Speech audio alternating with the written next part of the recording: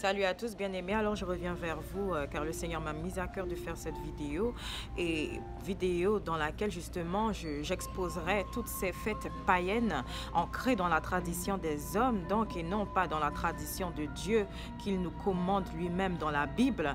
Donc je parle en l'occurrence d'Halloween qui s'est déroulé hier, aujourd'hui la Toussaint et demain la fête des morts. Alors bien-aimés, comprenez que toutes ces fêtes sont païennes et si elles sont regroupées à la même période, cela n'a rien d'inoffensif, cela n'a rien d'anodin, bien-aimés.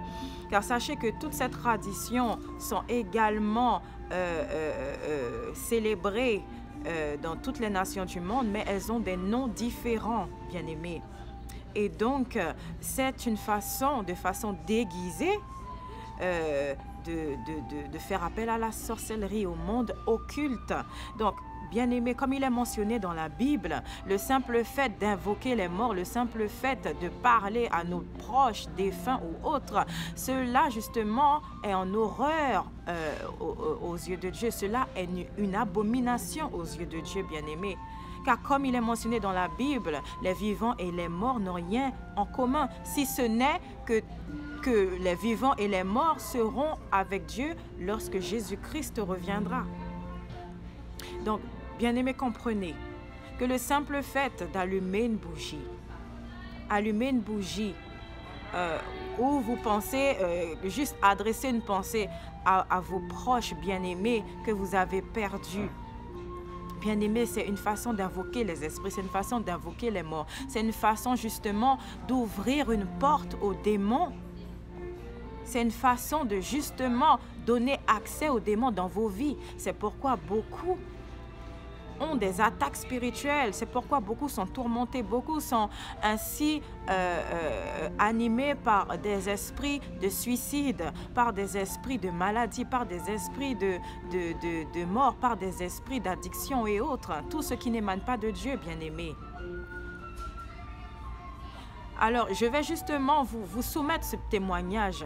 D'ailleurs, il y a de cela un peu plus d'un an et demi, avant que je naisse de nouveau, donc, et que je me fasse baptiser au nom de Jésus-Christ et que je reçoive son Esprit Saint, j'avais parlé justement du petit enfant Jésus de Prague, donc une veine que j'avais suivie pour justement être délivré des attaques spirituelles, des attaques sataniques qui étaient récurrentes et pratiquement tous les soirs pendant cette période.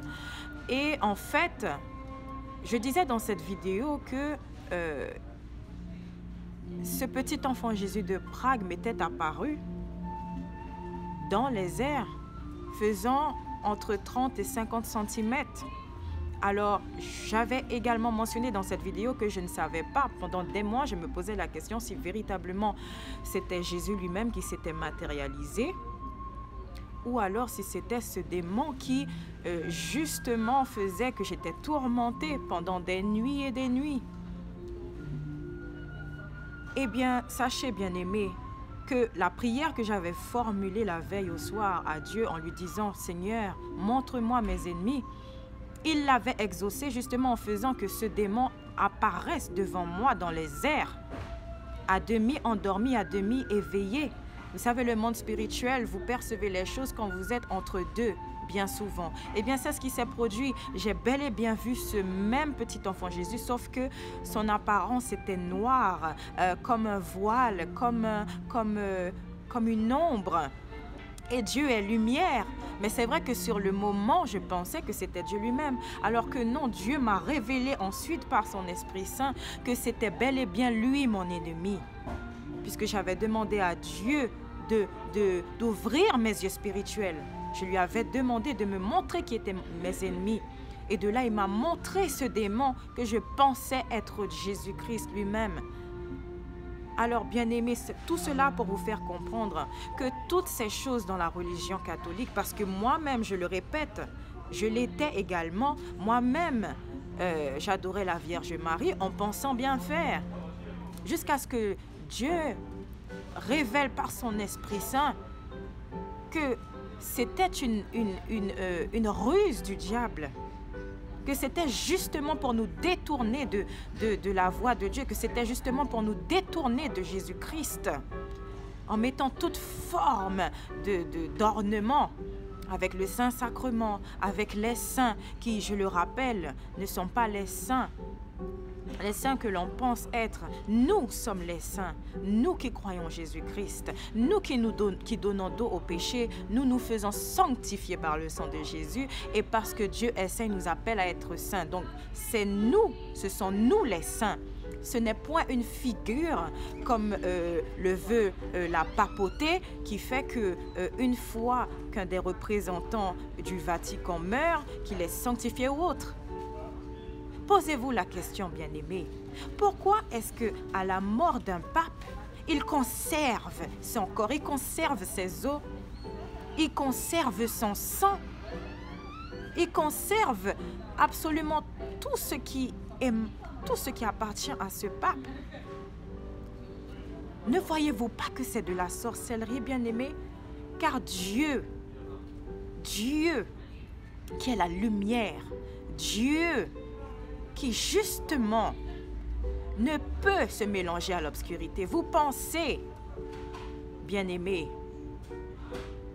qu'il soit pour ce genre de choses? Et vous voyez bien que cela fait appel à de la sorcellerie. Quand vous conservez des ossements humains, quand vous conservez le sang d'un être humain. Et ensuite, il y a la canonisation qui fait que, justement, vous appelez cette personne sainte.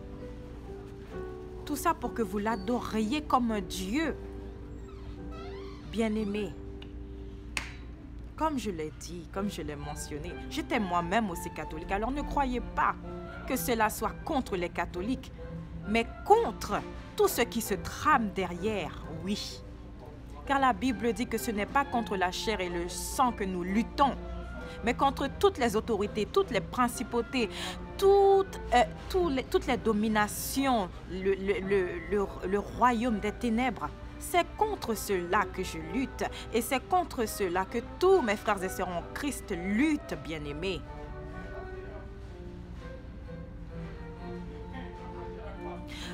Alors, une petite anecdote encore. Notre Seigneur et Sauveur Jésus-Christ, puisque c'est bel et bien lui, c'est de lui dont il s'agit et personne d'autre. Je ne viens pas en mon nom. Axel Bent est morte le jour où elle a été crucifiée avec Christ. Donc c'est Christ qui vit en moi. Il ne s'agit que de lui, bien-aimé. Donc si vous pensez encore que c'est Axel Bent qui vient avec ses opinions, avec ses idées reçues, ses doctrines ou autres, vous vous faites avoir encore une fois par l'ennemi, bien-aimé. Alors je reviens à cette petite anecdote. Hier, justement, le Seigneur m'a mise à cœur d'aller à Camden. Camden qui est un district réputé pour ses activités sataniques. Alors j'y suis allée avec la force de l'Esprit Saint parce que justement il faut y aller armée et couverte par le sang de Jésus.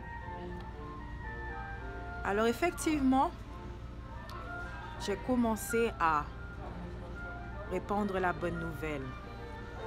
Puisque le vrai gospel de Jésus-Christ, c'est la repentance justement.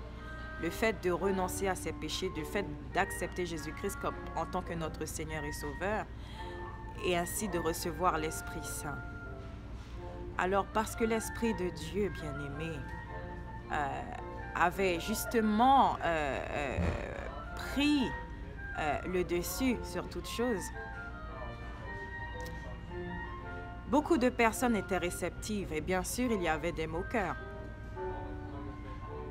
Avec mon enseigne, en chantant des louanges, en proclamant haut et fort que Jésus-Christ est la lumière de ce monde.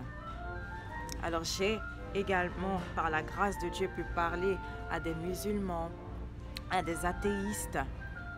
Et j'ai même eu une rencontre avec des satanistes qui, justement, venaient en groupe, comme une meute, pour essayer de m'intimider.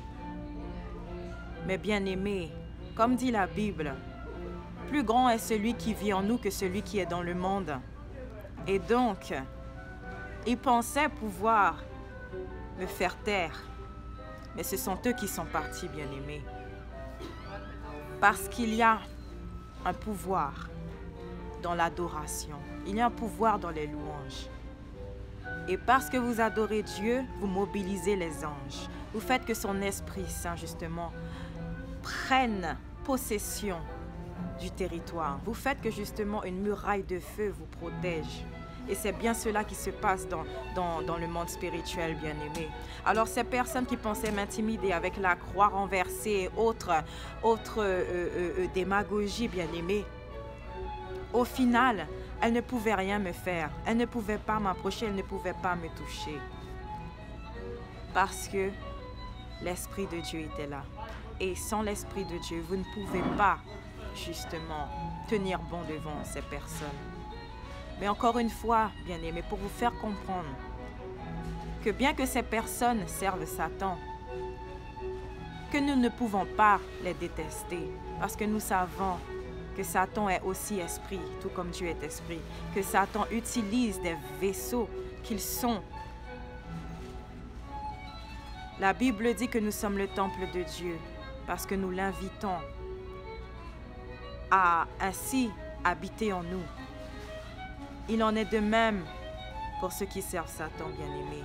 Et donc, nous ne pouvons pas détester ces personnes, sinon les aimer, prier pour elles, de façon à ce que Dieu lui-même se révèle à elles, de façon à ce que Dieu lui-même fasse que sa face brille sur chacun d'entre eux, sur ces gens qui, justement, de façon délibérée, se sont mis à servir Satan. Nous ne savons pas pourquoi. Nous ne savons pas quelle a été l'origine de toutes ces choses. Mais ce dont il est sûr, c'est que Dieu veut que nous aimions notre prochain comme nous-mêmes. Parce que derrière ces satanistes, derrière ces athéistes ou autres, se cachent des enfants de Dieu. Donc c'est bien pourquoi il nous enseigne d'aimer notre prochain comme nous-mêmes. Nous ne pouvons pas les mépriser parce que parmi eux se cachent certains de ces enfants. Et c'est aussi pour nous enseigner, bien-aimés, que nous n'avons pas justement à nous mettre en avant. Que nous ne devons pas justement nous penser plus intelligents ou plus saints qu'autrui. Et tout cela est mentionné dans les Saintes Écritures, bien-aimés. Alors, je prie sincèrement que Dieu, par son esprit de révélation, de discernement, de sagesse et de connaissance,